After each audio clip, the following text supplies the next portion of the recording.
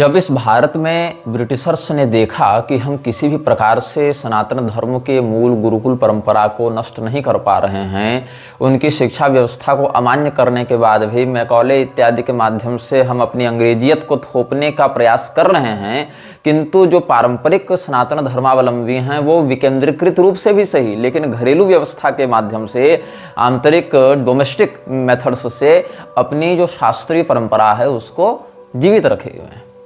तो इन लोगों ने दयानंद के माध्यम से एक ऐसा कुचक्र किया जिसमें गुरुकुल का प्रारूप लगाते हुए सनातन धर्म से विरुद्ध जाकर मान्य धर्म शास्त्रों को अमान्य बताकर विकृत शिक्षा देने का षड्यंत्र प्रारंभ किया गया था।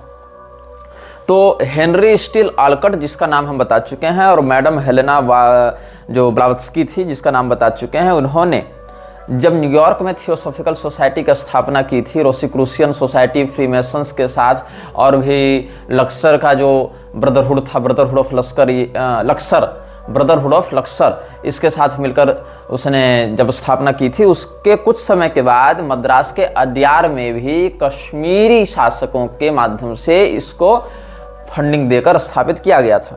तो जब दयानंद ने आर्य समाज की स्थापना की थी तो आप ध्यान रखेंगे भारत के किसी मान्य तीर्थ में नहीं की थी, मुंबई में की थी। और मुंबई में जब की थी तो दयानंद ने वहां पर, आप जो फ्रीमेसन्स का ग्रैंड लॉज है मुंबई में, वहां पर आप देखेंगे तो दयानंद से जुड़े हुए बहुत कुछ आपको ऐसी बातें प्राप्त हो जाएंगी कि इनका आपस में कैसे संबंध था।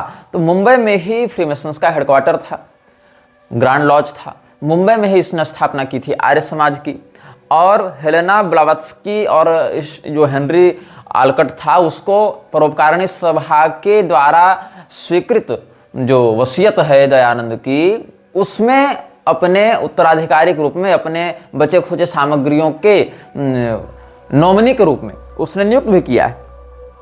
तो इसमें मुंबई से कुछ दूर एक स्थान है कार्ला केव्स। कार्ला केव्स वो जगह है जहां फ्रीमेसन्स के लोग अपने सैटनिक रिचुअल्स को अंजाम दिया करते थे, और जो पैशाचिक उपासक होते हैं वो कार्ला केव्स के माध्यम से अपनी शक्तियों को जागृत किया करते थे। तो हमारे पिछले अनुभागों में, इसी श्रृंखला में जब प्रारंभिक अनुभाग आए थे, उसमें हमने बताया था कि म्लेच्छराज के अनुयायी कहाँ कहाँ जाकर, या म्लेच्छराज ने स्वयं भी कहाँ कहाँ जाकर किस किस प्रकार की पैशाचिक साधनाएं की हैं। तो जो फ्रीमेसन्स के लोग थे उसमें भारत के कई राजवंशीय हस्तियों को और भारत के कई कथित साहित्यकारों को, प्रबुद्ध जनों को, वक्ताओं को, क्रांतिकारियों को फ्रीमेसन्स ने अपने प्रभाव में ले रखा था, या अपने मेंबर्स को ही इस रूप में उसने प्रोजेक्ट करके रखा था। तो आर्य समाज की स्थापना भी जैसे कांग्रेस की स्थापना हुई थी, कांग्रेस की स्थापना करने वाले लोग स्वयं अंग्रेजी सत्ता के सक्रिय सदस्य रहे या सक्रिय प्रायोजक रहे, लेकिन लोगों के मन में क्या छवि डाली गई कि इंडियन नेशनल कांग्रेस तो वास्तव में भारत को ब्रिटिशर्स से आजाद करवाने वाली संस्था है, मतलब उस रूप में संघर्ष कर रही है। ऐसे ही जो फ्रीमेसन्स के सहयोग से आर्य समाज की स्थापना हुई है, आर्य समाज में भी यह छवि डालने का प्रयास किया गया कि ये तो अंग्रेजों के विरुद्ध कार्य कर रही है, जबकि अंग्रेजों के विरुद्ध कार्य नहीं कर रही थी, ये संस्था सनातन धर्म के विरुद्ध कार्य कर रही थी, और सनातन धर्म से लोगों को पहले तोड़ेगी तब तो वो ईसाईयत की ओर बढ़ेंगे।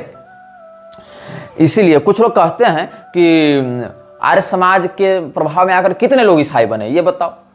इस्कॉन के प्रभाव में आकर कितने लोग जीसस के अनुयायी बने, कितने लोग जीसस का नाम ले रहे हैं, आर्य समाज के कितने लोग चर्च में जा रहे हैं। देखो, ऐसा नहीं है कि कोई आर्य समाज का सीधा ब्रांड लगाकर कहे कि हम आर्य समाजी हो गए इसीलिए चर्च जा रहे हैं, इस्कॉनीय हो गए इसीलिए चर्च जा रहे हैं, वो प्रोसेस ही नहीं है। तुम बीच के चरण को ही भूल रहे हो। आर्य समाज या इस्कॉन से जुड़ा हुआ व्यक्ति, एक खास व्यक्ति दयानंद, या एक खास देवस्वरूप जैसे भगवान कृष्ण के अलावा बाकी किसी की न बात सुनना चाहता है, न किसी को समझना चाहता है, न किसी को प्रामाणिक मानना चाहता है।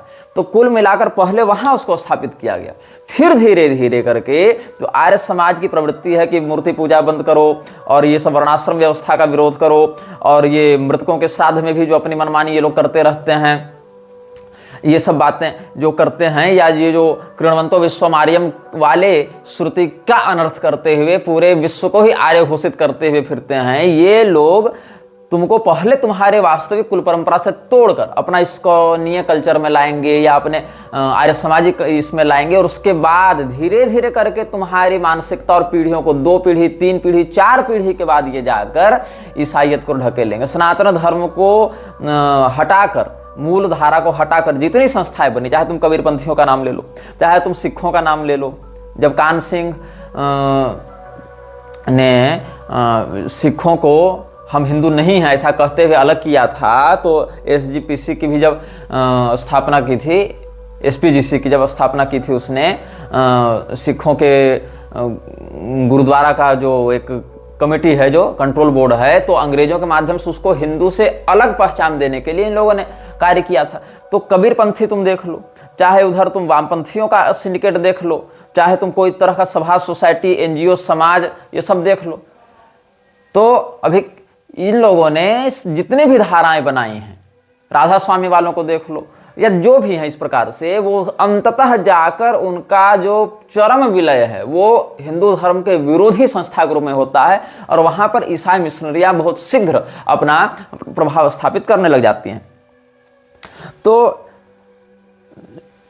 आर्य समाज के कई मिशंस के लिए, कई कार्यों के लिए उन शासकों ने या उन संस्थाओं ने खूब डोनेशन दिया जो प्रत्यक्ष रूप से ईसाई मिशनरियों से जुड़े हुए थे और ईसाई मिशनरियों से काम करते थे।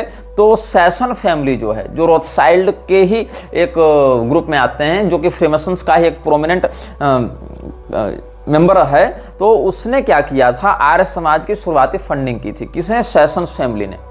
और जो दयानंद का महत्वाकांक्षी व्यक्तित्व रहा, उसमें संघर्ष होने लगा, क्योंकि दयानंद यह चाहता था कि थियोसॉफिकल सोसाइटी वाले दयानंद को अपने सर्वोच्च धर्म गुरु के रूप में मान्यता दें, और सनातन धर्म का हर व्यक्ति दयानंद को सर्वोच्च गुरु के रूप में मान्यता देने लगे। तो क्या हुआ, द थियोसॉफिस्ट जो पत्रिका थी, थियोसॉफिकल सोसाइटी की जो पत्रिका थी, उसमें दयानंद ने बहुत कुछ ऐसी बातें कहवानी प्रारंभ की, लिखवानी प्रारंभ की, जिससे थियोसॉफिकल सोसाइटी के लोग भड़क उठे। क्योंकि दयानंद ये चाहता था कि हमको सबसे बड़े ज्ञानी के रूप में, हमको सबसे महान व्यक्ति के रूप में स्थापित किया जाए, जबकि थियोसॉफिकल सोसाइटी से जुड़े लोग तो पूरे विश्व भर की अलग अलग रेसेज में, अलग अलग रिलीजन्स में, अलग अलग विचारधाराओं में, सीक्रेट सोसाइटीज में बटे हुए थे। लेकिन दयानंद का यह जो महत्वाकांक्षी विचार रहा कि सब लोग हमको नेतृत्वकर्ता के रूप में स्वीकार करें, उससे मूल हित टकराने लगे। तो बाद में दयानंद ने भी बहुत कुछ विरोध में लिखना प्रारंभ किया, और हेनरी जो था, हेनरी आलकट, उसने भी दयानंद को पाखंडी, धूर्त, ये सब कहते हुए विद्रोही बताया। और इस प्रकार से बाद में जो लूसीफर मैगजीन जो छपती थी, ब्रिटिश मैगजीन थी ना, और लूसीफर मैगजीन जो है वही थियोसॉफिकल सोसाइटी का मुख्य पृष्ठ था यूरोपीय जगत में। तो लूसीफर मैगजीन की जो मेन एडिटर थी वो कौन थी? मैडम ब्लावत्स्की थी।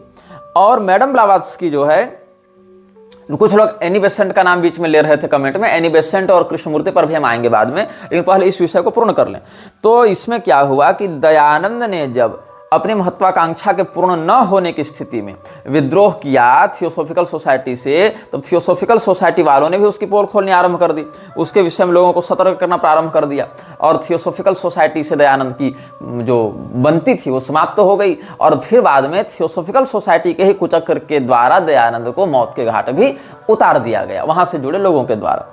तो जो प्रार्थना समाज है, या विवेकानंद वाले हैं, या एक रहनुमाई सभा बनाई गई थी, ये सारे के सारे, या मानव धर्म सभा बनाई गई थी, एक परमहंस मंडली बनाई गई थी, तो ये सब जितने भी तरह के एनजीओ हैं, ये सारे एनजीओ कहीं ना कहीं फ्रीमेसन्स से ही जुड़े हुए थे। और इन लोगों ने कुल मिलाकर दयानंद सरस्वती के आर्य समाज को एक आर्य समाज तो एक शुरुआती नाम हुआ उसका, लेकिन उसका जो व्यापक जो स्ट्रक्चर था, जो उसका इंस्टीट्यूशनल स्ट्रक्चर था, उसको ये लोग कहते थे आर्यन मेसोनरी।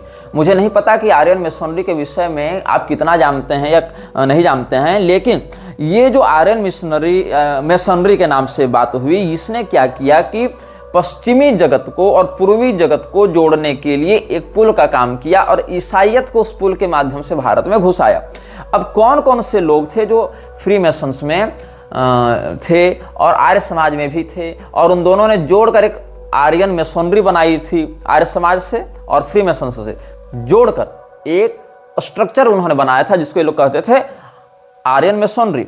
आर्यन मेसोनरी में हरिचंद्र चिंतामण, इसका नाम बहुत फेमस है, हरिचंद्र चिंतामण, हरिश्चंद्र चिंतामणि भी इसको कहीं कहीं कहते हैं, लेकिन अंग्रेज लोग हर नाम को थोड़ा बिगाड़ कर, जैसे श्री रामपुर को सेरामपुर कह दिया, तो ऐसे कुछ कुछ नामों को बिगाड़ कर बोलने के लिए कुख्यात थे। फिर मूलजी ठाकरसी थे, फिर एक अन्ना मोरेश्वर कुंते थे, ये एक डॉक्टर हुआ करते थे, ये सब बहुत से लोग जो ब्राह्मण भी थे, गैर ब्राह्मण भी थे, ये सारे के सारे लोग एक लॉज में, लॉज मतलब जो फ्रीमेसनरी लॉज होते हैं उसमें सम्मिलित थे। अब फ्रीमेसनरी ने क्या किया, दयानंद के आर्य समाज को संज्ञा दी आर्यन मेसोनरी की, साथ साथ एक इस्लामिस्ट लॉज की भी स्थापना की जिसको लॉज ऑफ इस्लाम कहा जाता था।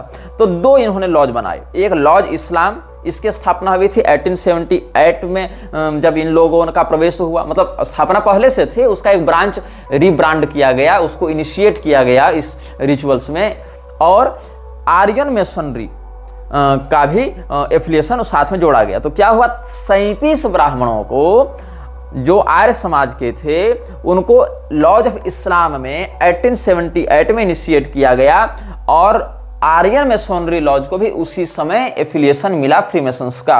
और ये मैं कहां से बता रहा हूं आपको, short history of the Aryan lodge in the Aryan lodge number 30 G11 centennial jubilee celebrations December 9 1978 में छपी थी ये पुस्तक, यहां से बता रहा हूं आपको। 9 दिसंबर 1978 को ये पुस्तक छपी थी, short history of the Aryan lodge in the Aryan lodge number 30 G11। इसको जब आप देखेंगे तो क्योंकि 1878 में इनकी स्थापना हुई थी, इसके 100 साल पूरे होने पर सेंटेनियल जुबिली सेलिब्रेशन, शताब्दी समारोह ये लोग मना रहे थे। तो शताब्दी समारोह में लॉज इस्लाम और आर्यन मेसोनरी लॉज दोनों की जो रिब्रांडिंग स्थापना की गई थी 1878 ईस्वी में, उसके 100 साल पूरे होने पर यह पुस्तक छापी गई थी। तो short history of the Aryan lodge जो दिसंबर 9 1978 में छपी थी, वहां आप इसका विवरण देख सकते हैं। अच्छा, इससे पहले थोड़ा सा हम चलते हैं, 1878 में इसकी स्थापना होने से थोड़े से पहले चलते हैं 1873 की ओर।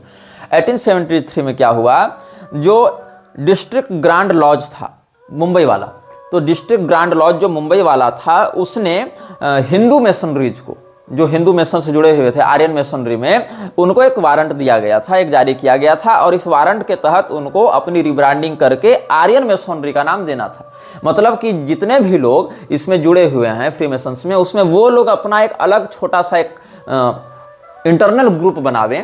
जैसे एक ही कॉलेज में कई सारे विद्यार्थी हैं, एक ही क्लास में पढ़ रहे हैं, उनके छोटे छोटे ग्रुप बनाकर अलग अलग प्रोजेक्ट्स उनको दिए जाते हैं। तो वैसे ही ये जो फ्री मेसन्स में हिंदू लोग जुड़े हुए थे उस समय, ऐसे हिंदू लोगों को एक वारंट जारी किया गया। वारंट मतलब वो गिरफ्तारी वारंट नहीं, वारंट मतलब आज्ञा पत्र, अनुज्ञा पत्र जो प्राप्त होती है उनको, वो।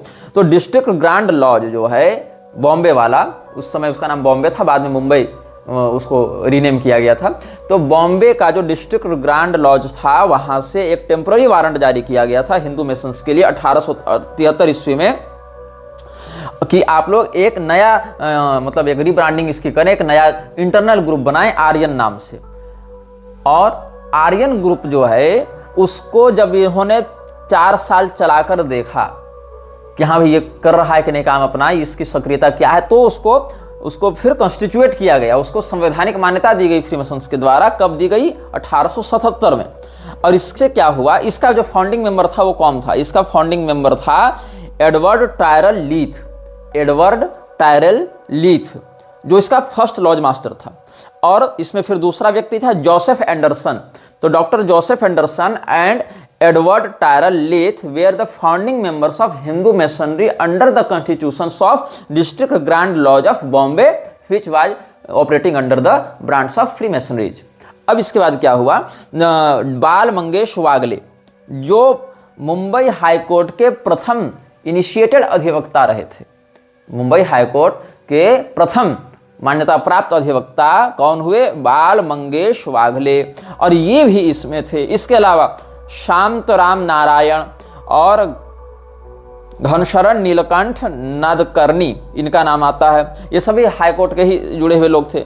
और शांतराम विठल सांसगिरी, डॉक्टर आत्माराम पांडुरंग तारखद, हरिचंद्र चिंतामण जिनका नाम हम बता चुके थे, ये सब भी थियोसॉफिकल सोसाइटी ऑफ इंडिया के फर्स्ट लॉज मेंबर्स रहे हैं। और ये सब आर्य समाज से भी वहां पर जुड़े हुए थे। तो क्या हुआ कि जब ये आर्यन मेसोनरी का उदय हुआ और यहाँ से इनको रेगुलेट करके फिर फ्री मेसोनरी की मुख्य धारा में जोड़ा जाता था, तो इन लोगों ने मुंबई की अर्थव्यवस्था में, सामाजिक संरचना में, राजनीतिक संरचना में बहुत अधिक प्रभाव डाला है और बहुत अधिक उसको मैनिपुलेट किया है। अब इसमें 3 लॉज सबसे पहले बनाए गए थे। Hindu lodge, Islam lodge and Parsi. इसमें हिंदू, मुसलमान और पारसी तीनों को लाया गया था। और इसमें जो पारसी वाला था वो फिरोज शाह मेहता के द्वारा किया गया था। और इसमें लॉज राइजिंग स्टार लॉज इसको नाम देते थे। फारसियों का जो लॉज था उसको लॉज ऑफ राइजिंग स्टार ये लोग नाम देते थे। अच्छा, राइजिंग स्टार जो है, मॉर्निंग स्टार या राइजिंग स्टार, ये सब लूसीफर के लिए भी बताए जाते हैं टर्म्स। और लूसीफर कौन है आप लोग जानते होंगे। तो पारसियों को, जिसमें फिरोज शाह मेहता का नेतृत्व था, उस व्यक्ति के माध्यम से राइजिंग स्टार लॉज को इनिशिएट किया गया। उसके बाद आपको हम अधिवक्ताओं का नाम बता चुके हैं, उनके माध्यम से आर्यन लॉज को इनिशिएट किया गया।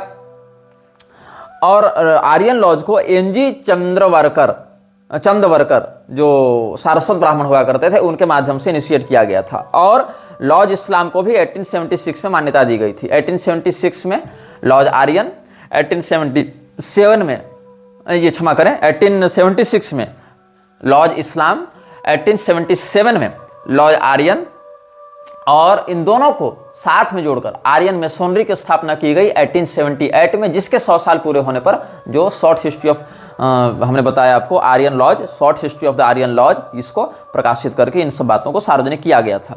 अच्छा, इसमें क्या हुआ, जो लॉज इस्लाम था जिसकी स्थापना 1876 में हुई, उसमें केवल मुसलमान रहेंगे ऐसा नहीं। जो लॉज आर्यन है 1877 वाला, उसमें केवल हिंदू रहेंगे ऐसा नहीं। आर्यन शब्द से यहाँ पर सदर्न एशिया का टर्म था। इसमें हिंदू भी थे, इसमें मुसलमान भी थे, इसमें पारसी भी थे। तो फिर पूछा जाएगा कि अलग अलग लॉज का नाम देने का क्या औचित्य है। इसीलिए औचित्य है ताकि अलग अलग लॉज के नाम से जब ब्रांडिंग की जाएगी, अलग अलग हिंदू है, मुसलमान है, फारसी है, फिर सबको एक दूसरे में इंटरकनेक्टेड दिखाया जाएगा, तो लोगों के मन में एक दूसरे के प्रति ये भाव जगेगा कि ये तो एक ही है। तो इससे इस बात को मजबूती देने में सुविधा होगी। जैसे बाद के लोग प्रचारित करने लगे ना, हिंदू मुस्लिम सिख ईसाई आपस में सब भाई भाई, और ये जीसस क्राइस्ट और कृष्ण एक ही हैं, ये सब जो कहने लगा इस्कॉन वाला प्रभुपाद। उससे पहले तुम देखो कि योगानंद इत्यादि भी कह चुके हैं कि हमको जीसस ने दर्शन दिया, हम तो जीसस के अवतार हैं। तो ये सारी बातों की ये ग्राउंड क्लियरेंस मिल रही थी इनको कि हाँ, ताकि हम दिखा सके कि अरे जो इस्लामिक लॉज है और हिंदू लॉज है वो तो एक ही संस्था के अंतर्गत कार्य कर रहे हैं। तो एक universal brotherhood, new world order को माहौल बनाकर तैयार किया जाए लोगों की मानसिकता के अंदर। अब ये सब बातें कहाँ वर्णित हैं। अच्छा, इसमें एसपी सर्वाधिकारी नाम होना चाहिए, लेकिन अंग्रेजों में क्या है कि वो जो वर्तन है उसको बदल कर लिख देते हैं। तो एसपी सर्वाधिकारी, इसमें जो SARBADHICARY ये इनका स्पेलिंग लिख दिया गया है। जैसे कि क्या होता है, ठाकुर शब्द को इन्होंने बदल कर टैगोर कर दिया। रविंद्रनाथ ठाकुर शब्द है ना, ठाकुर को टैगोर कर दिया। ऐसे ही सर्वाधिकारी को सर्वाधिकारी इस प्रकार से लिखा है इन्होंने। तो इसने एक पुस्तक लिखी थी, how Hindus were admitted into the mysteries of freemasonry. ये पुस्तक है एसपी सर्वाधिकारी की, how Hindus were admitted into the mysteries of freemasonry. इसके पृष्ठ 19 और 20, 19 और 20, इन दोनों पृष्ठों को तुम पढ़ोगे तो यहां पर इन सब बातों का प्रमाण प्राप्त होगा।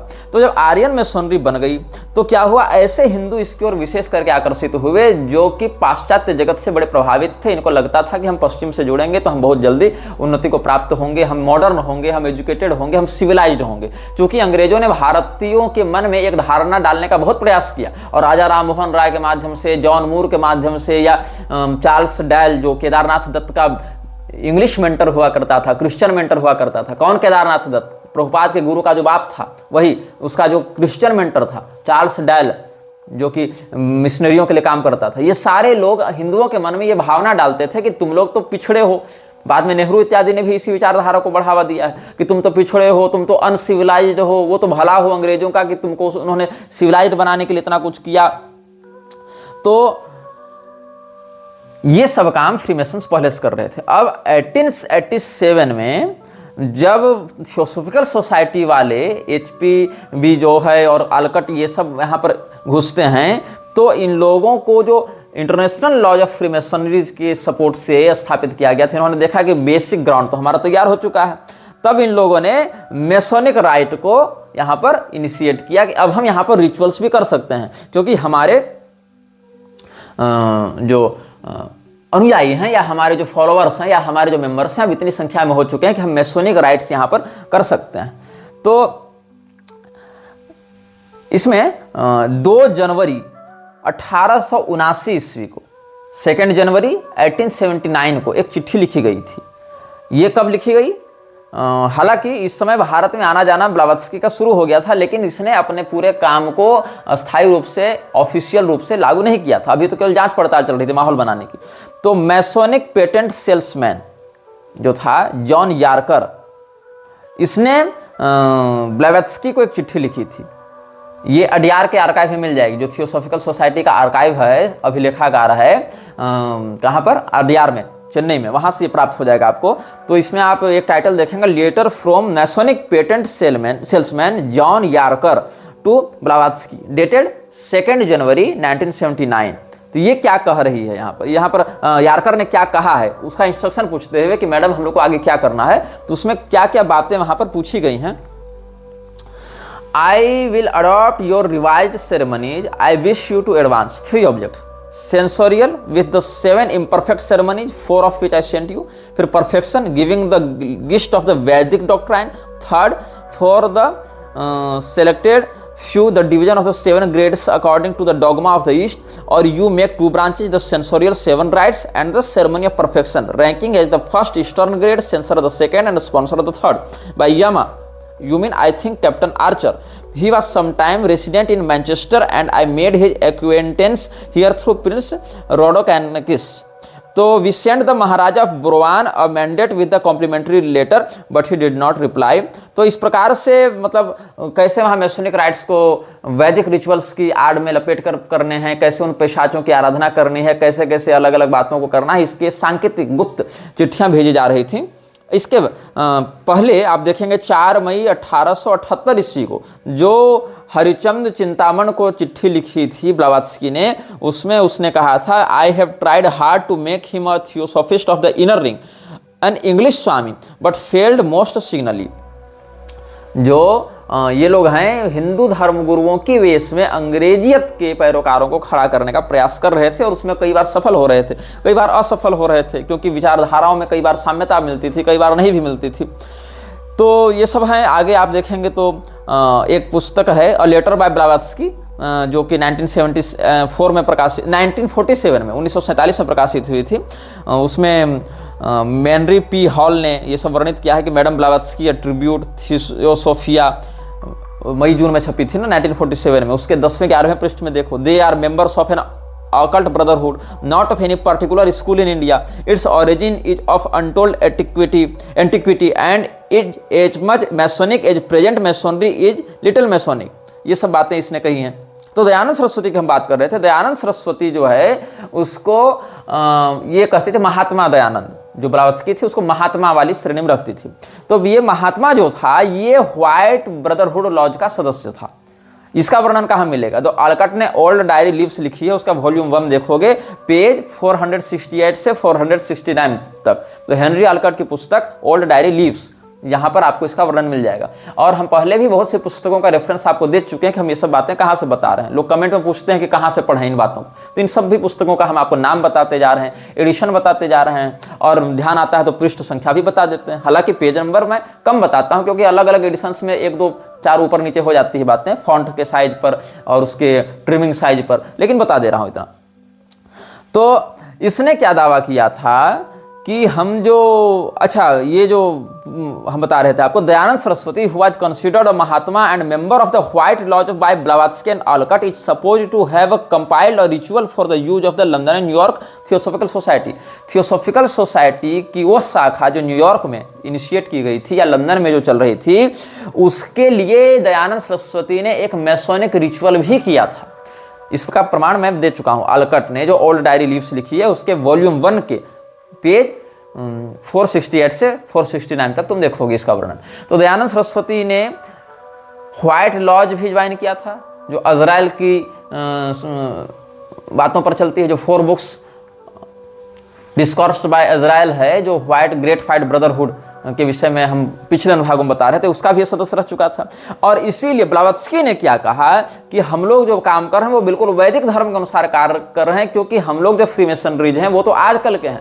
असली फ्रीमेसनरीज या असली तो मुख्य जो हैं मैसोनिक जो ब्रदरहुड के बातें हैं वो तो वैदिक ऋषियों ने की है। यही कारण है कि दयानंद सरस्वती ने यह सोचा कि यदि हम केवल ऋषि महर्षियों की बात करते हैं तो उनके द्वारा ग्रंथों को मान्यता देनी पड़ेगी। इसलिए बहुत से ऋषियों को इसने ऋषि ही नहीं माना, बल्कि अग्नि, वायु, सूर्य इत्यादि को अलग अलग प्रकार के ऋषियों के रूप में इसने डिनोट किया, और बाद में स्वयं को महर्षि के रूप में प्रचारित करने, स्थापित करने या अनुयायियों के द्वारा इस प्रकार से मान्यता दिलाने का प्रयास ये लोग करते रहे हैं। तो एक पुस्तक है जो 1880 में छपी थी, 7 अप्रैल 1880 में छपी थी, दयानंद के ही समकालीन पुस्तक है, the theosophical society of universal brotherhood in the theosophist. जो ये जो लेख है ये थियोसॉफिस्ट पत्रिका में छपता था। तो अप्रैल 1880 के एडिशन को तुम देखोगे तो वहां पर ब्लावत्स्की ने क्लेम किया है कि the rishis of the Vedic school where of course also founders of the Masonic, मतलब जो वैदिक संप्रदाय के ऋषिगण हुए वो सब भी मैसोनिक के फाउंडर्स रह चुके हैं, ये दावा कर रही। तो ये आप समझ लो कि कैसे इन लोगों ने प्राचीन वैदिक हिंदू धर्म को अपने गिरफ्त में लेने के लिए, अपने प्रभाव में लेने के लिए उन वैदिक ऋषियों को भी फ्रीमेसनरी का फाउंडर बता दिया। कैसे इन लोगों ने संजार भाषा को संस्कृत को बदलने के लिए, मतलब संस्कृत को प्रतिस्थापित करने के लिए संजार भाषा का प्रयोग किया, नकली भाष्य लेकर आ गए, ब्रह्म भाष्य इत्यादि को इनिशिएट करने का प्रयास किया। और इससे क्या हुआ कि धीरे धीरे करके वैदिक सभ्यता और फ्रीमेसनरी आइडियोलॉजी को एक दिखाते हुए इन लोगों ने प्रयास किया कि इस्लाम, हिंदू, वेद, फ्रीमेसन ये सब एक ही हैं, और वह जो हम बता रहे हैं वही सही है, वही वास्तविक है, ऐसा कह के फिर बाद में मंदिर, चर्च ये सबको भी एक कर देंगे। तो इसमें एक इन्होंने थियोसॉफिकल सोसाइटी ने विजयनगर के जो विजयनगर के यहाँ VIZIANAGRAM ऐसा लिखा हुआ है, तो revise and ratified in February 1880 strongly bear the impress of freemasonry, इसके अंतर्गत ये छपा है। 17 दिसंबर 1879 ईस्वी को छपा था, और फिर बाद में 3 महीने बाद ही फरवरी 1880 में इसको रिवाइज किया गया, इसको फिर से शोधित किया गया। क्या है? प्रिंसिपल्स, रूल्स एंड बायलॉज, जो बायलॉज है TS का, इसको विजयनगर के महाराज का बनारस वाला जो महल था, बनारस में इनका जो महल था, वहां पर इसको स्थापित किया गया, वहां पर इसको लागू किया गया था। तो इस सोसाइटी को क्या कहा गया? Upon the basis of a universal brotherhood of humanity. हम जो लाए हैं ये नियमावली, ये क्या है? एक वैश्विक ब्रदरहुड को, वैश्विक भ्रातृत्व को लागू करेगी। और यही विश्व भ्रातृत्व की बात ये लोग वसुधैव कुटुंबकम या कृण्वन्तो विश्वमार्यम की आड़ में चलाने का प्रयास कर रहे थे। हालांकि 1875 में थियोसॉफिकल सोसाइटी ने न्यूयॉर्क में जो बायलॉज लागू किया था ये उसके सीधे सीधे बातों से मेल नहीं खाता था, क्योंकि न्यूयॉर्क में जब TS ने, थियोसॉफिकल सोसाइटी ने अपना बायलॉज लागू किया था तो वहाँ की सभ्यता, वहाँ की संस्कृति के अनुसार किया था। भारत में आने के बाद उसकी अलग अलग दिमागें खुलने लगी, उसकी बुद्धि की परतें खुलने लगी और लोगों के भी साथ वो घुलने मिलने लगे, तो यहाँ की सभ्यता, संस्कृति, लोगों की विचारधारा अपेक्षा से ये लोग अवगत होने लगे। तो उसका एक रिवाइज्ड एंड रेटिफाइड वर्जन इन्होंने 1880 में लॉन्च किया था वाराणसी में, विजयनगर महाराज का जो किला हुआ करता था वहां पर जो उनका महल था वहीं पर ये सब किया गया। तो इन्होंने क्या किया? फ्रीमेसनरी के ही मुख्य धारा के अंतर्गत जो इंटरनल ग्रुप TS ने बनाया था, यहां पर इन्होंने 3 डिग्री की स्थापना की थी। जो 3rd डिग्री था वो सबसे कम, फिर उसको 2nd, फिर उसके ऊपर 1st डिग्री। और एक बार जब ये इनिशिएशन हो जाता था, इस बायोलॉजी में क्या लिखा हुआ है? Once initiated the new theosophist was to be invested with the secret science, words and tokens by which theosophists of the 3rd section make themselves known to each other, a solemn obligation upon honour having first been taken from him in writing and subsequently repeated by him orally before witnesses, that he will neither reveal them to any improper person nor divulge any other matter or thing related to the society। अब इसने क्या किया कि जितने भी इसके members हुआ करते थे, जिसमें दयानंद भी एक मेंबर हुआ करता था, उसमें 3 डिग्रीज को बांटा गया। एक थी 3rd डिग्री, फिर 2nd डिग्री, फिर 1st डिग्री। और जैसे उसको इनिशिएट किया जाता था उन डिग्रीज में, फ्रीमेसनरी में तो 33 है, लेकिन यहाँ पर 3 डिग्री में उसको बांटा गया, क्योंकि उसका इंटरनल ग्रुप हुआ करता था। तो हर व्यक्ति को, हर मेंबर को एक सीक्रेट कोड दिया जाता था, हर व्यक्ति को एक साइन दिया जाता था, उसको कुछ गुप्त संकेत भाषाएं सिखाई जाती थी, ताकि साइंस, वर्ड्स, टोकन्स इनका प्रयोग करके वो एक दूसरे से संवाद स्थापित कर सकें और ये बातें उन व्यक्तियों तक न पहुंच सकें। ये सारी बातें इनक्रिप्टेड हो गई ना, तो इनक्रिप्टेड बातों को दूसरा गैर मेंबर तो नहीं पकड़ पाएगा, जो उसका संगठन का व्यक्ति नहीं है वो तो पकड़ नहीं पाएगा इन विषयों को। इसीलिए इन लोगों ने ऐसा किया। और इसमें जो अवधारणा है ईश्वर की, वो कहा कि ईश्वर एक है और ईश्वर ही पूरे मानवता का निर्माता है, इसीलिए हम केवल उसकी आराधना करते हैं और किसी की नहीं करते हैं। अब आप देखिएगा इसमें और है, creeds and modes of worship may differ, but the idea that God is one is common to the whole race, and in the love of God common to humanity is to be found that harmony which it is the mission of the universal religion not only to preach but which it strives to make an actuality of life. Saints therefore ask you to look beyond yourselves to a center that is within yourself. इस प्रकार से अब ये सब कहाँ मिलेगा आपको? Universal brotherhood, universal love and universal religion. हम पूरे विश्व की एक भ्रातृत्व भावना, पूरे विश्व में एक प्रेम की भावना और पूरे विश्व में एक धर्म की भावना हम लाना चाहते हैं। ये कहाँ मिलेगा? जो एस.जी. चंदवरकर का हमने आपको नाम लिया, जो आर्यन मेसोनरी का लॉज मास्टर हुआ करता था, सारस्वत ब्राह्मण था ना, इसका पूरा नाम था नारायण गणेश चंदवरकर। तो इस व्यक्ति ने सोशल रिफॉर्म एसोसिएशन में जाकर, समाज सुधार एसोसिएशन इन्होंने बनाया था ना मंगलौर में, सोशल रिफॉर्म एसोसिएशन मंगलौर के अधिवेशन में ये बात बताई थी 1900 ईस्वी में 1900।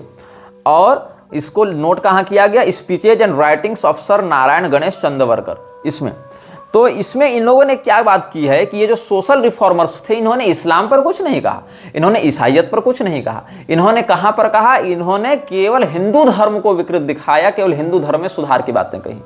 इन लोगों ने ऐसा किया। अथवा अगर इस्लाम और ईसाइयत के विषय में कहीं कहीं दबे छुपे भाव से अगर कुछ कहना भी चाहा, क्योंकि दयानंद ने कुछ कुछ बातें वहां आक्षेप की हैं, 13वें 14वें समोल्लास में जो बातें कही गई हैं, हालांकि वो सत्यार्थ प्रकाश के पहले एडिशन उसमें नहीं है, लेकिन आर्य समाज कहता है कि देखो हमने उन पर भी बात की है। तो दयानंद सरस्वती को कभी भी इस्लाम या ईसाइयत का सुधारक क्यों नहीं दिखाते हैं ये लोग? हिंदुओं के ही ऊपर दयानंद को क्यों थोपने का प्रयास करते हैं कि दयानंद सरस्वती ने हिंदू धर्म की कुरीति को समाप्त किया, कुप्रथा को समाप्त किया? क्योंकि देखो ये लोग विश्व बंधुत्व की आड़ में केवल सनातन धर्म को क्षति पहुंचाना चाहते थे, इसलिए इनकी आपस की सारी बातें मिलती हैं। जैसे कि इस्लाम, ईसाइयत या आर्य समाज, ये सब ईश्वर के सगुणावतार को नहीं मानते हैं, ये सब मूर्ति पूजा को नहीं मानते हैं, ये सब जन्मना वर्ण व्यवस्था को नहीं मानते हैं, ये सब अपने मान्य धर्म शास्त्रों में केवल एक को ही मानते हैं, जैसे कि वेद, जैसे कि बाइबल, जैसे कि कुरान। उसमें भी ये समस्या क्या है कि ये लोग वेद इत्यादि में भी उन बातों को आर्य समाज वाले नहीं मान रहे हैं जिन बातों से इनका खंडन हो जा सकता है, उन बातों को अप्रामाणिक कह देते हैं, वेद के भाग के रूप में स्वीकार नहीं करते हैं, पुराणों की हालत तो और बिगाड़ रखी है, उनको तो प्रमाण ही नहीं मानते हैं किसी भी अंश में। हालांकि आर्य समाज ये पौराणिक कथाएं भी करने लगे हैं, भागवत कथा भी कर रहे हैं, सत्यनारायण कथा भी कर रहे हैं, तुम यूट्यूब में देखकर कई वीडियो देख सकते हो। ईसाई भी उधर ईसा मसीह का सहस्त्रनाम निकाल रहे हैं, ईसा अभिषेक करवा रहे हैं, ईसा की रथ यात्रा करवा रहे हैं, चर्च के ऊपर कलश और क्रॉस लगाने लगे हैं, क्रॉस के साथ कलश लगवाने लगे हैं, ताकि हिंदुओं को यह दिखाया जा सके कि हम और तुम अलग नहीं हैं, और फिर हिंदुओं को अपना शिकार बनाया जा सके। तो दादा भाई नौरोजी और दादा भाई नौरोजी, एनी बेसेंट, ये सब फ्रीमेसनरी के ही सदस्य थे। और 1893 में जो नौरोजी ने कहा है, दादा भाई नौरोजी ने कहा है, वो लॉज यारबोरोफ जो है, कोई स्थान होगा, इन लोगों का एक लॉज है, वहां 25 साल पहले जो बातें कही गई, उन्हीं बातों को यहां फिर इनिशिएट किया गया था दादा भाई नौरोजी के द्वारा। क्या कहा गया इसमें, मैं पढ़कर सुनाता हूं आपको। ये कहां मिलेगा? 1915 में एक पुस्तक छपी थी, the story of the national Congress told from official records, Adyar theosophical publishing house से ये 1915 में छपी है पुस्तक। इसके पृष्ठ 165 में, कौन सी पुस्तक? The story of the national Congress told from official records. यहाँ जो पृष्ठ 165 है, ये पुस्तक छपी थी अडियार थियोसॉफिकल पब्लिशिंग हाउस से 1915 में। यहाँ पर क्या कहते हैं The day I hope is not distant when the world will see the noblest spectacle of the great nation like a British holding out the hand of true fellow citizenship and of justice to the vast mass of humanity of this great and ancient land of India with benefits and blessings to the human race. समझ रहे हो कितना महान राष्ट्र था Britain in लोगों के लिए, और ब्रिटेन कितने उदारता और मानवतापूर्ण तरीके से भारत के लिए अपना मैत्री का हाथ बढ़ाकर उसको विकसित और सिविलाइज बनाएगा। ये सब बातें किसने कही हैं? दादा भाई नौरोजी ने, जो इंडियन नेशनल कांग्रेस को प्रेसिडेंशियल हैसियत से एड्रेस कर रहे थे 1893 में, और इसने वही सब बातें दोहराई हैं जो लॉर्ड यारबोरो में फ्रीमेसन्स कह चुका था। अब इंडियन सिविल सर्विसेज में भी एक और है, ब्रिस्टल गार्जियन न्यूज़पेपर में आप पढ़ेंगे 1868, जो लॉर्ड यारबोरो में दादा भाई नौरोजी ने जो भाषण दिया था वो कहाँ छपा था? 1868 में, जो 25 साल पहले वाली बात हमने बताया ना आपको। तो 19 सितंबर 1668 में, क्षमा करें 19 सितंबर 1868 में, 19 सितंबर 1868 में ब्रिस्टल गार्जियन न्यूज़पेपर में यह समाचार छपा था, जहां पर ये सब बातें वो कह चुका था। उन्हीं सब बातों को फिर ये दोहराता है 1893 में कांग्रेस के प्रेसिडेंशियल भाषण में दादा भाई नौरोजी सेम बात दोहराता है। और इन्हीं सब सिद्धांतों पर ये लोग पूरा फ्रीमेसन्स हो या प्रार्थना समाज हो या आर्य समाज हो या जो राजा राम मोहन राय वाला था ब्रह्म समाज, ये सब चलते थे। तो इन लोगों ने क्या किया कि क्रिश्चियनिटी को जब ये लागू नहीं करवा पा रहे थे सीधे सीधे रूप में, तो इन्होंने पारंपरिक हिंदुओं को ही आपस में तोड़ना आरंभ किया। पारंपरिक हिंदू टूटेगा, बिखरेगा, हमारे विरुद्ध एकजुट नहीं हो पाएगा, हमारे ही द्वारा इनको बताया जाएगा कि तुम्हारे धर्मशास्त्रों का ये अर्थ है, हमारा द्वारा किया गया अनुवाद पढ़ो, हमारा द्वारा किया गया भाष्य पढ़ो, अगर हमारे भाष्य पर श्रद्धा नहीं है तो हमने जिसको एफिलिएट दिया है, ऐसे दयानंद इत्यादि के भाष्य को पढ़ो, लेकिन कम से कम अपनी मूल परंपरा से दूर जाओ, सनातन धर्म के मान्य ग्रंथों को प्रक्षिप्त, मिलावटी, अश्लील और ये सब बताना प्रारंभ करो, क्योंकि उनके अर्थ को गुरु परंपरा से तो तुम समझोगे नहीं, समझने हम देंगे नहीं, समझाएंगे हम ही, और हम जो चश्मा तुमको पहनाएंगे उसी से तुम संसार देखोगे, और फिर अंततः आज ना सही 2-3 पीढ़ी बाद सही, लेकिन बनोगे तो तुम ईसाई, नहीं बनोगे तो कम से कम नास्तिक बनोगे, कुल मिलाकर हिंदू नहीं रहोगे। ये इनका मूल षड्यंत्र था। अब हम आपको एक और बता रहे हैं, जो एलएसएम वार्ड था, मैसोनिक स्कॉलर हुआ ये, एलएसएम वार्ड ने 1921 में ये सब पूरी बातें इसने बताई हैं, और इसने जेएसएम वार्ड ने freemasonry and the ancient gods ये पुस्तक लिखी थी। ये पुस्तक 1921 में इसने सार्वजनिक की थी, और freemasonry and the ancient gods ये जो वार्ड ने पुस्तक लिखी थी, इसके पृष्ठ 344 में तुम देखना, तो यहां पर ये क्या लिखता है? The preserver whether they call him the Modi or speak of the Christ return to earth as the sun in his heat and glory from his throne in the azure sky sucks up the mist and dew, whether they hail him by Buddha's name and returning them to earth, or Kalki of Vishnu sprung renews the verdant plain, they tell us a truth for all the same, so the Lord of death and birth and by every mystic song returns to us again। ये सब बातें इसने कही है कि जो कल्कि अवतार हैं या जो मैत्रेय बुद्ध हैं या सेकंड कमिंग ऑफ जीसस हैं, ये सब हम लोग एक ही रूप में देखते हैं। अब इसमें सेकंड कमिंग ऑफ जीसस के नाम से इन्होंने कृष्णमूर्ति को भी बढ़ाने का प्रयास किया था, लेकिन जब कृष्णमूर्ति पर आएंगे तब उस विषय पर हम चर्चा करेंगे। तो वीसी बनर्जी और रास बिहारी घोष इत्यादि भी जो कांग्रेस के सदस्य रहे या कम से कम आधिकारिक रूप से उसके सिंपैथाइजर रहे, उसके सहानुभूति व्यक्त करता रहे या जो कांग्रेस के समर्थक बने रहे, उन लोगों ने भी इस बात को कहा था कि सभी जाति, सभी धर्म, सभी नस्ल, सभी राष्ट्रीयता के लोग एक बैनर तले आवे और हमारे grand teaching of our order को प्रैक्टिकली इफेक्ट में लाने में सहयोग करें। तो इन लोगों ने सदैव एक यूनियन देखा है, ब्रिटेन और भारत के यूनियन को इन्होंने देखा है। मतलब इन लोगों ने राजा राम मोहन राय से लेकर रास बिहारी घोष, ये सारे लोगों ने एक कल्पना की है कि ब्रिटेन और भारत कभी अलग नहीं हो, ये दोनों एक रहें, जिसमें सांस्कृतिक रूप से ब्रिटेन भारत के ऊपर अपना प्रभाव छोड़ता रहे। और इसीलिए इन लोगों ने ब्रिटिश राज का बहुत सम्मान किया, ब्रिटेन के शासन का, ईसाई मिशनरियों का बहुत सम्मान किया, और ईसाई मिशनरियों के पक्ष में खुलेआम इन्होंने हिंदुओं का विरोध कई बार किया है। तो लॉर्ड जिटलैंड जो था, जो इंग्लिश ग्रैंड मास्टर था फ्रीमेसनरी का, और उसका जो डेप्यूटी था लॉर्ड रिपन, ये 1860 में ये लोग काम कर रहे थे यूनिवर्सल ब्रदरहुड को लागू करवाने में, और बंगाल में इन लोगों ने अपना हेडक्वार्टर खोला था 1860 में ही। तो इसमें आप देखेंगे तो 1860 में जो फ्रीमेसनरी बंगाल में कार्य कर रही थी, उससे पहले बंगाल में फ्रीमेसनरी के कार्य को स्थापित करने के लिए सेरामपुर ट्रियो लगा हुआ था। सेरामपुर ट्रियो का ही ऑफस्प्रिंग आप मान सकते हैं राजा राममोहन राय को। ये लोग आपस में एक दूसरे को ब्रदर इत्यादि कहा करते थे ना। और 1885 में जो कांग्रेस का अधिवेशन हुआ था, उसमें भी दादा भाई नौरोजी ने एक बात कही थी, जिसको मैं ब्रिटन मार्टिन की पुस्तक से, उसकी पुस्तक का नाम है न्यू इंडिया, तो ब्रिटन मार्टिन ने न्यू इंडिया पुस्तक लिखी थी 1885 में ही, उसके पृष्ठ 298 में 1885 वाले अधिवेशन का ही उसने वर्णन किया है, जहां दादा भाई नौरोजी ने कहा था कि what attach us to this foreign rule with deeper loyalty than even our own past native rule is the fact that Britain is the parent of free and representative government and that we as her subjects and children are entitled to inherit the great blessings of freedom and representation. मतलब इसने क्या कहा कि हम अपने देश में जो हमारे परंपरागत शासन व्यवस्था है, उसके अपेक्षा अंग्रेजी शासन के वफादार इसीलिए हैं और उसके लिए इसीलिए आकर्षित हो रहे हैं। हम सब जो पाश्चात्य शिक्षा प्राप्त भारतीय हैं, वो इसीलिए ब्रिटेन के प्रति निष्ठा रखते हैं, क्योंकि ब्रिटेन जो है वो हमसे अधिक सीनियर है स्वतंत्रता के मामले में, प्रतिनिधित्व के मामले में,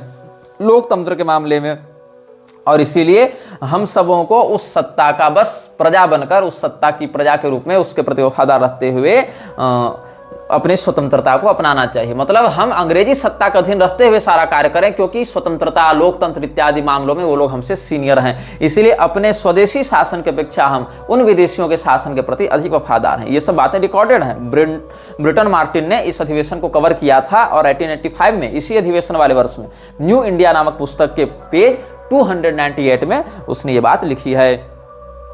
तो बदरुद्दीन तैयब जी और नारायण चंद्रवरकर, नारायण गणेश चंद्रवरकर, ये सब जो थे, या दादा भाई नौरोजी, फिरोज शाह मेहता, ये सारे के सारे लोग फ्रीमेसन्स के ही सदस्य रहे। बंगाल में VC बनर्जी देख लो, मनमोहन घोष देख लो, रास बिहारी घोष देख लो, ये सारे लोग इन्हीं फ्रीमेसनरी लॉज के उत्पाद थे। और दयानंद सरस्वती देख लो, या उधर श्यामजी कृष्ण वर्मा देख लो, ये सारे लोग भी इसी प्रकार से कर रहे थे कार्य। तो ये जो मैडम ब्लावत्स्की है, उसने, आपको अगर याद होगा पिछले अनुभागों में, तो हमने ब्रियन शार्प नामक पादरी का आपको वर्णन किया था, जिसने इन्फर्नल नेम्स ऑफ गॉड्स का वर्णन किया था, जिसमें आर्द्र म्लेच्छ के, अहरिमान के बहुत ही छोटे सेवकों में उसने कुछ शैतानों के नाम लिखे थे, जिसमें भगवती काली का नाम भी घुसाया था, शिव जी का नाम भी घुसाया था, देवराजेंद्र का, वरुण देवता का, ये सब का नाम भी उसने घुसाया था। इसके विषय में हम पहले के अनुभागों में बता चुके हैं। तो मैडम ब्लावत्स्की भी इस बात को पहले से मानती आ रही थी। ये तो ब्रियन शार्प ने बाद में लिखा, लेकिन ये विचारधारा तो पहले की थी। तो एक बुक है परसेप्शन डिसेप्शन, तो परसेप्शन डिसेप्शन में एक बात लिखने को मिलती, देखने को मिलती है, जो हमारे एक प्रबुद्ध दर्शक ने कमेंट में कोट किया था, जिसको हमने क्रॉस वेरीफाई किया, तो हमने उस बात को सही पाया। ये लिखती है, ऐसे सनवेल्ड में ये जो बात है उसको कोट किया गया है परसेप्शन डिसेप्शन में। मतलब जो मैडम ब्लावत्स्की ने अपनी बुक में लिखा, उसको फिर डेविड ने अपनी बुक में कोट किया था। वो क्या लिखती है, now we have to remember that Shiva and the Palestinian Baal और Molochs and Saturn are identical. मतलब जो शिव जी हैं वही शनि ग्रह हैं, और वही जो बाल पिशाच है, मृक्षराज वाला जो बाल पिशाच, जिसके विषय में हम वीडियो बना चुके हैं, वो भी वही है, और मोलोच भी वही है, जिसको बच्चों की बलि नहीं दे दी जाती थी, जिसके विषय में हम दूसरे तीसरे अनुभाग में बताए थे। मोलोच ही मलेच्छ शब्द का वहाँ अपभ्रंश है। तो ये सब एक ही है। मतलब इसके लिए मलेच्छराज में, बाल पिशाच में और शिव जी में कोई भेद नहीं था। तो ऐसे लोग या ऐसे लोगों से जुड़ा हुआ दयानंद कैसे शिव तत्व के विषय में जान पाएगा, परब्रह्म के विषय में जान पाएगा, और कैसे उसकी शास्त्रीय व्याख्या कर पाएगा। तो एक और था अल्बर्ट पाइक, उसने गुसेपे मजीनी, जिसका वर्णन हम 32 लोगों की सूची में कर चुके हैं। तो गुसेपे मजीनी जो इटालियन था, उसको 1971 में फ्रीमेसन्स का एक सदस्य, एक उच्चाधिकारी अल्बर्ट पाइक, उसने कहा था कि हम 3 विश्व युद्ध लाएंगे, और 3 विश्व युद्धों के माध्यम से, 3 वर्ल्ड वार्स के माध्यम से हम न्यू वर्ल्ड ऑर्डर को इनिशिएट करेंगे। तो ये सब बातें इन लोगों के विचारों में बहुत पहले से थी। तो इन लोगों ने क्या किया है, मतलब बहुत सारी स्कीम्स दिए हैं लोगों को कि ये कर लो, ये कर लो, ये कर लो। आर्य समाज के विरोध में हम बोल रहे थे, तो तुफैल चतुर्वेदी आकर हमको कहने लगे कि तो छिछोरा व्यक्ति है, ये तो असभ्य व्यक्ति है। अब बताओ, तुफैल चतुर्वेदी अपने नाम के आगे चतुर्वेदी लगाते हैं, और उसके बाद ये आर्य समाजी हैं, आर्य समाजी है तो कर्मणा वर्ण व्यवस्था मानेंगे। अब चतुर्वेदी क्यों लगा रहे हैं अपने नाम के आगे? चारों वेदों को क्या इन्होंने परंपरा से पढ़ा है? क्या वैसा कर्म है? नहीं है, लेकिन नाम लगा रहे हैं चतुर्वेदी। और अगर जन्म से वर्ण व्यवस्था मानो तो आर्य समाज का खंडन भी नहीं कर रहे हैं कि हमारे बाप दादा चतुर्वेदी लगाते थे तो हम लगा रहे हैं, ऐसा भी नहीं कर रहे। तो और जाति शब्द की बात कहें तो ये इतने बड़े विद्वान हैं कि अलजात शब्द से जाति शब्द का निष्पन्न होना बताते हैं कि ये तो संस्कृत का ही शब्द नहीं, ये तो अरबी से आया है, तो मुगल लोग और इस्लाम हमारे यहाँ जाति प्रथा लेकर आया, ये बकवास करते हैं। जबकि दुर्गा सप्तशती में ही देखिए, या देवी सर्वभूतेषु जाति रूपेण संस्थिता, ये मिल जाएगा। उत्साद्यमते जाति धर्मा कुल धर्मा शाश्वता, ये गीता में मिल जाएगा। इनको प्रमाण नहीं मानते हो तो पतंजलि के महाभाष्य को तो ये लोग मानते हैं। वहां महर्षि पतंजलि ने स्पष्ट कहा है कि जाति ब्राह्मण यो स, जो तपस्या और विद्या से हीन है, केवल योनि से ब्राह्मण है वो जाति ब्राह्मण है, वहां भी जाति शब्द है। तो इन लोगों को संस्कृत शब्दों के निष्पन्नता का भी बोध नहीं है, लेकिन ये लोग बड़े बड़े आर्य समाजी बने घूमते हैं, हमको गाली देने आ जाते हैं। हनुमान चालीसा इत्यादि के विरुद्ध भी पहले ये लोग खूब वक्तव्य दे चुके हैं। इस्कॉन वाले ऐसे ही कहते चल रहे हैं कि हमसे शास्त्रार्थ करो, ये करो वो करो। किस विषय पर शास्त्रार्थ करें? जिन शास्त्रों के आधार पर बातें होती हैं उनको तो तुम अप्रामाणिक कहते फिरते हो कि हम तो प्रमाण ही नहीं मानते। तो क्या प्रमाण मानेंगे? तो केवल प्रभुपाद ने जो लिखा उसको प्रमाण मानेंगे, प्रभुपाद ने जो अर्थ किया उसको प्रमाण मानेंगे। तो प्रभुपाद ने जो अर्थ किया उसी को अगर केवल प्रमाण मानना है तो फिर वो तो जीसस को अपना गुरु बताते फिरता था। और ये लोग पीछा काटते फिर रहे हैं कि नहीं जी, प्रभुपाद ने ऐसा नहीं कहा। तुम तो अपने गुरु के सगे नहीं हुए। जो तुम्हारे गुरु ने कहा, जो तुम्हारे गुरु ने लिखा कि हरे कृष्ण और हालेलुया एक ही है, उस बात को भी तुम नहीं मान रहे हो। तुम पहले अपने गुरु की ही पुस्तकों को पढ़ लो। उस पर भी ये लोग स्वयं ब्राह्मणेतर होकर कर्मणा वर्ण व्यवस्था की पोल पैरोकारी करते हुए आते हैं और स्वयं को मध्वाचार्य जी का अनुयायी बताते हैं। लेकिन मध्वाचार्य जी तो स्वयं जन्मना वर्ण व्यवस्था के समर्थक थे, द्वैतवादी थे। तुम द्वैतवादी गुरु के चेले होकर अचिंत्य भेदाभेद कैसे मान रहे हो? और अगर चैतन्य महाप्रभु की बात मानते हो, षड गोस्वामियों की बात मानते हो, तो वो तो जन्मना वर्ण व्यवस्था मानते हैं। चैतन्य महाप्रभु भी जन्मना ही वर्ण व्यवस्था मानते हैं। और तुम लोग जो है सो कर्मणा की बात कर रहे हो ताकि वहां घुसपैठ की जा सके। तो गौड़ीय संप्रदाय की शास्त्रीयता के विषय में जितने प्रमाण देते हैं वो सभी सही हैं, लेकिन ये गौड़ीय नहीं है। इन्होंने गौड़ियों का तिलक, गौड़ियों का वेश, गौड़ियों का नाम धारण कर रखा है और प्रमाण उनका देते हैं। जबकि तुम एनजीओ हो। तुम्हारे गुरु ने भी जो गौड़ीय मठ बनाया वो भी अपने मरे गुरु के फोटो के सामने खुद को दीक्षा देकर बना लिया। अब ये तो वही बात हो गई कि कल को कोई व्यक्ति प्रभुपाद के फोटो के सामने अपने आप को त्रिदंड संन्यास दे दे और कहे कि मैं पूरे इस्कॉन का मालिक हूं, तो क्या तुम मान लोगे उसको? तुम तो एनजीओ में नहीं मान सकते हो ऐसा, तो हम संप्रदाय में कैसे मान लें? ऊपर से ये लोग एक गरुड़ पुराण का श्लोक दिखाते हैं कि मणिमान नाम दैत्यस्तु शंकराख्यो भविष्यति। तो इन विषयों पर हम बहुत पहले कह चुके हैं कि मणिमान नामक दैत्य शंकर नाम से अवतार लेगा और सर्वेशाम शंकरम यस्तु करिष्यति न संशयः तेन शंकर नामासो भविष्यति खगेश्वर। ये सभी को शंकरता की ओर ढकेलेगा, इसलिए इसका नाम शंकर होगा। लेकिन ये श्लोक गरुड़ पुराण का जो है वो मोक्ष कांड में है। मोक्ष कांड केवल माधव संप्रदाय वाले छाप रहे हैं। हालांकि हमको मोक्ष कांड को प्रामाणिक मानने में कोई समस्या नहीं, हम तो मानते ही हैं, हम इन श्लोकों को भी प्रामाणिक मानते हैं। लेकिन क्या हुआ, यहाँ पर तालव्य श नहीं है, दंत्य स है। जो संस्कृत व्याकरण के प्रारंभिक विद्यार्थी भी होते हैं उनको व्याकरण का महत्व समझाने के लिए बताया जाता है कि शंकर और शंकर अलग अलग हैं। उनको बताया जाता है कि सकृत और शकृत अलग अलग हैं, स्वजन और स्वजन अलग अलग हैं। तालव्य श और दंत्य स दोनों अलग अलग हैं। अगर तालव्य स लगाओगे तो शंकर का अर्थ होता है कल्याण करने वाला, दंत्य स लगाओगे सांप वाला स तो शंकर का अर्थ होता है दोगला, मिश्रित। अच्छा, अगर तुम स्वजन कहोगे तालव्य श वाला तो अर्थ होता है कुत्ता। अगर तुम कहोगे स्वजन दंत्य स वाला तो अर्थ होता है कुटुंबी।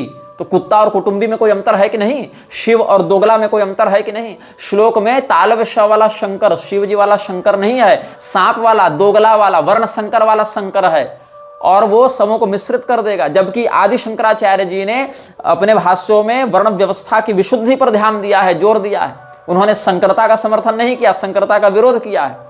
ऊपर से शास्त्रों ने उनको शिवावतार बताया है और तालव्य श का प्रयोग किया है। यहां पर श्लोक में ही दंत्य स का प्रयोग है कि मणिमान नामक कोई दैत्य कालटी में ही, लेकिन संकरता फैलाने के लिए दंत स वाला शंकर बनकर आएगा।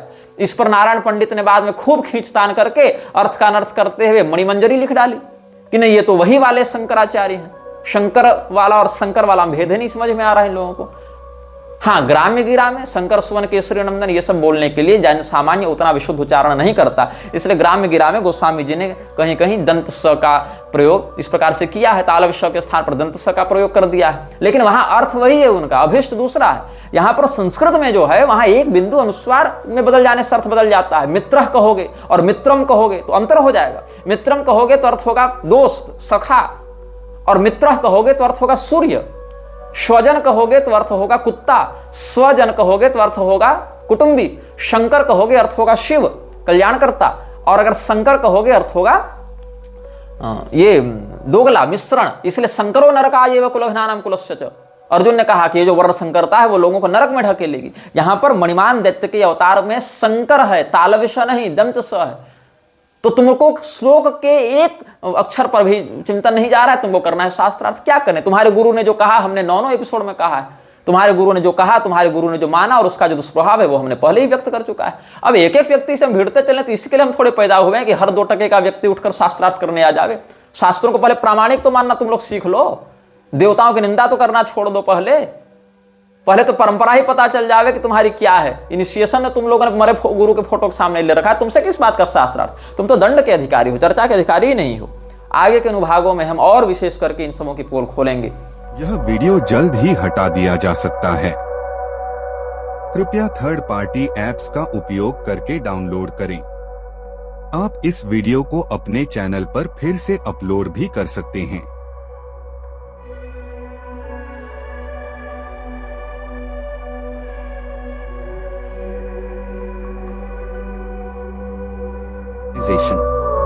This video may get deleted soon. Please download using third-party apps.